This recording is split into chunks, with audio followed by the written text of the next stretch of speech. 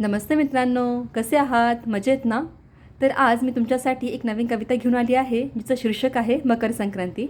कवितेला सुरुवात करण्याअगोदर सर्वांना मकर संक्रांतीच्या खूप खूप शुभेच्छा. तर आपण कवितेला सुरुवात करूया. मकर राशीत आज सूर्याचे संक्रमण झाले. मकर राशीत आज सूर्याचे संक्रमण झाले. तिळगुळ हलव्याच्या गोडीला मकर संक्रांतीला महत्त्व आले. हंगामी ऋतूत पिकणाऱ्या फळभाज्या धान्यांनी आज गाडगे भरली. हंगामी ऋतूत पिकणाऱ्या फळभाज्या धान्यांनी आज गाडगे भरली. वाण म्हणून सुवासिनींनी एकमेकींची ओटी भरली. आपण बघतो की भोगीला आपण भाजी बनवतो, ज्यामध्ये वाल असते, गाजर असतं, ऊस असतं, बोर असतं आणि तिळाची भाकरी असते. तर कोणी भोगीच्या दिवशी ते गाडगे भरतात, कोणी आज भरतात. त्याला अनुसरून ह्या गोळी होत्या की हंगामी ऋतूत पिकणाऱ्या फळभाज्या धान्यांनी आज गाडगे भरली. वाण म्हणून सुवासिनींनी एकमेकींची ओटी भरली. सौभाग्यवतीचा साज लेऊन सुवासिनी मंदिरात रुक्मिणीला भेटली. म्हणजे आपण विठ्ठल रुक्मिणी मंदिरात जातो आणि तिथे जाऊन आपण देवीला हळदी कुंकू लावतो, तिची ओटी भरतो आणि त्यानंतर आपण तिला वाण देतो. सौभाग्यवतीचा साज लेऊन सुवासिनी मंदिरात रुक्मिणीला भेटली.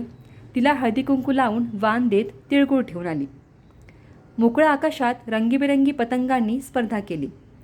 आज मकर संक्रांतीला आपण म्हणतो की आकाशामध्ये मोठमोठे पतंग असतात, तेही उडत असतात. तर मोकळ्या आकाशात रंगीबेरंगी पतंगांनी स्पर्धा केली. काटे म्हणत मांजाने इतर पतंगे चोरली. सणाच्या निमित्ताने घरोघरी तिळगुळाची पोळी बनते. सणाच्या निमित्ताने घरोघरी तिळगुळाची पोळी बनते. हळदी कुंकवाच्या निमित्ताने सुवासिनींची गाठभेट होते. एरवी बिझी असणाऱ्या सख्या मैत्रिणी हळदी कुंकवाच्या निमित्ताने कसा का होईना पण वेळ काढून एकमेकांच्या घरी जातात आणि वाल लुटून येतात. तिळगुळाच्या गोडव्यासारखा प्रेमाचा गोडवा नात्यात निरंतर असू दे. तिळगुळाच्या गोडव्यासारखा प्रेमाचा गोडवा नात्यात निरंतर राहू दे. तुझे अखंड सौभाग्य वाढू दे. आज आहे मकर संक्रांती.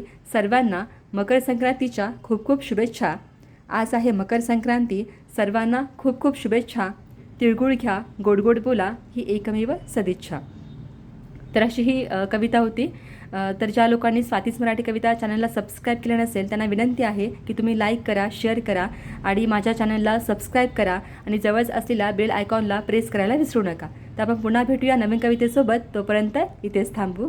पुन्हा एकदा सर्वांना मकर संक्रांतीच्या खूप खूप शुभेच्छा. धन्यवाद.